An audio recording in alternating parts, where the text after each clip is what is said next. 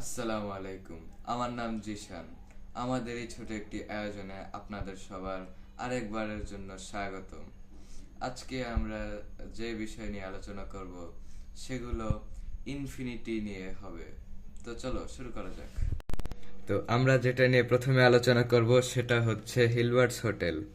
হিলবার্টস hotel জিনিসটা কি?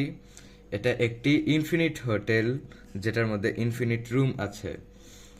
যদি আমরা এখানে মনে করেন এটি একটি রুম, এটি একটি রুম, এটি একটি রুম এবং অনেকগুলো রুম আছে।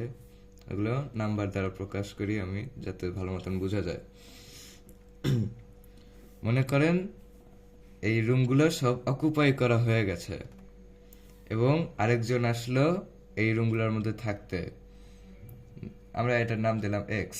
এক্স এখন এই রুমের, এই হিলবার্ট হোটেলের একটি রুমে থাকতে চায়। তো ম্যানেজার কি করতে পারে এটার? সবাইকে ম্যানেজার যদি এক ঘর সামনে আগায়, একের জায়গায় 2 যাবে, 2-এর জায়গায় 3 যাবে এবং সো অন।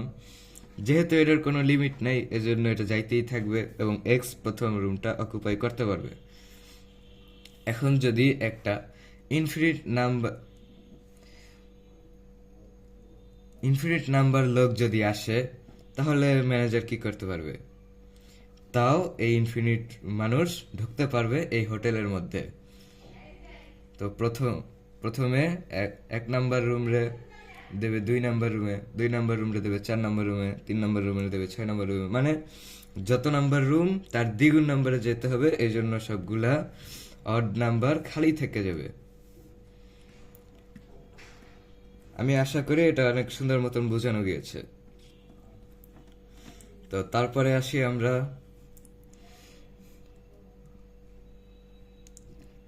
ব্যাবেলস লাইব্রেরি।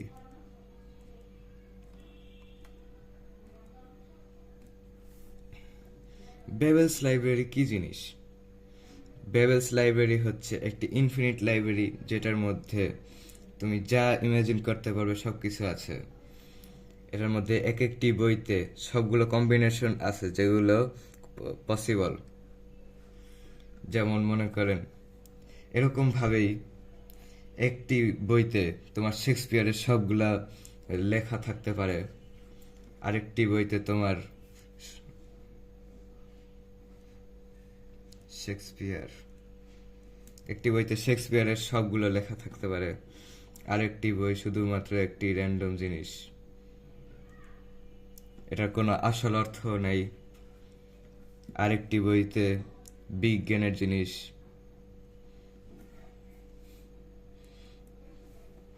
আরেকটি বইতে তোমার কেমিস্ট্রি সম্পর্কে যা কিছু জানা লাগে সব কিছু আছে।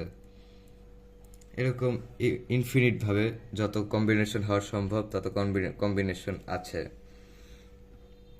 তারপরে আমরা আসি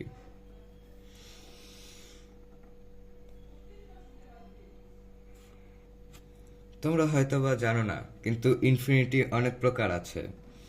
একটি ইনফিনিটি অন্য ইনফিনিটি থেকে বড় হতে পারে। সব থেকে ছোট ইনফিনিটি হচ্ছে এলএফ নাল। একেবারে আমি সিম্পলিফাই করে লিখলাম। এটা হচ্ছে কতগুলো ইভেন্ট সংখ্যা আছে জোর, অড সংখ্যা আছে বিজোর, কতগুলো ইন্টেজার আছে আইএনটি, কতগুলো রেশনাল নাম্বার আছে,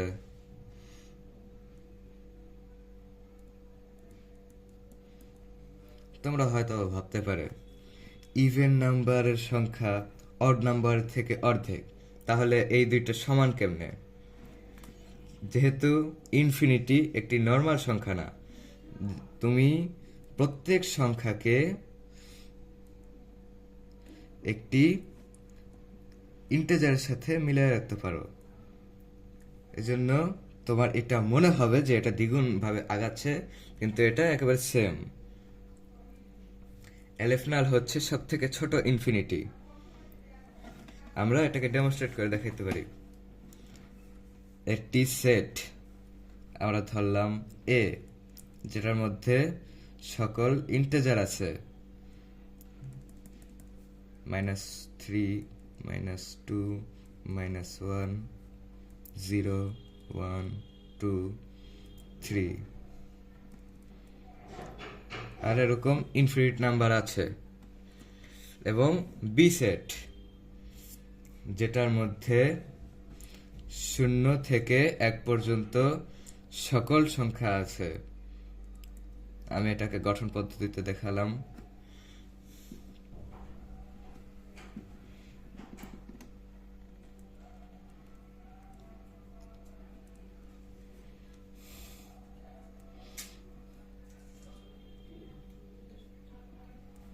এবং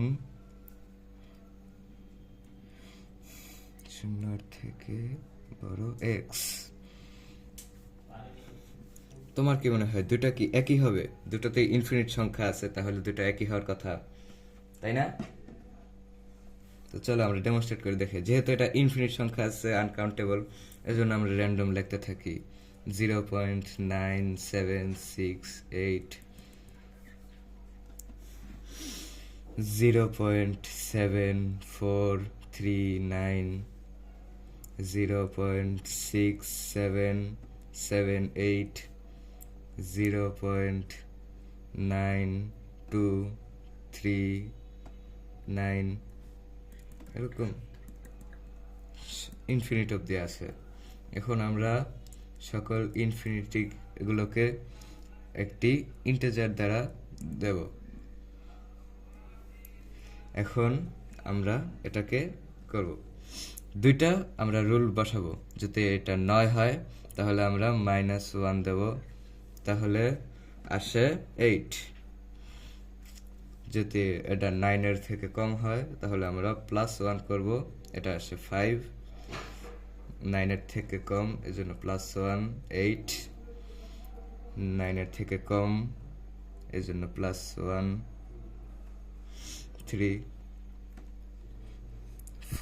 4। এখন দেখতে পাচ্ছ যে আমরা প্রত্যেকটা ডায়াগোনাল উপরে আমরা এটা এই রুলটা অ্যাপ্লাই করছি। তো দেখো, এটা প্রথম সংখ্যাও না, যেহেতু প্রথম সংখ্যার সাথে মেলে না। দ্বিতীয় সংখ্যাও না, কারণ দ্বিতীয় সংখ্যার দ্বিতীয় ডিজিটের সাথে মেলে না।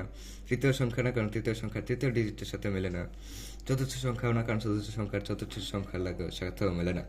এই জন্য এটা একটি নতুন সংখ্যা।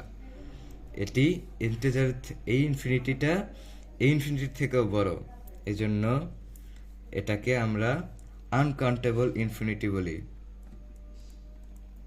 এটি কাউন্টেবল ইনফিনিটির থেকেও বড়, যেটা এলেফ নালাম নামে আমরা জানি।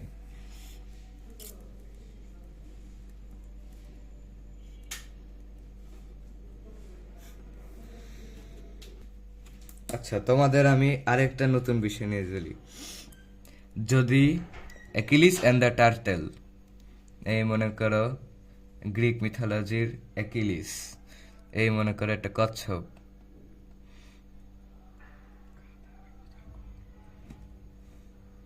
এই কচ্ছপের শেল।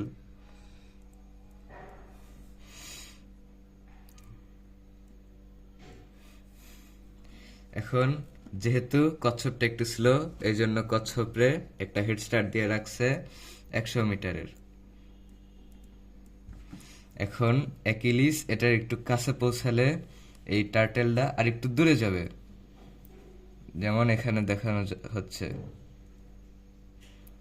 এই কাছে পৌঁছানোর পরে টার্টেলটা একটু দূরে চলে গেছে,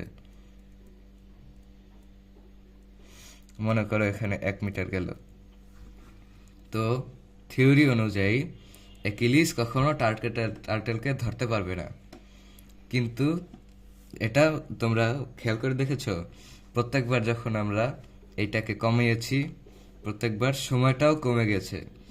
এজন্য যেই ইনফিনিট সময় অবধি আমরা ডিভাইড করতে পারছি, এই জন্য এরকম ওইটুকু সময়ের জন্য অ্যাকিলিস ধরতে পারে নাই।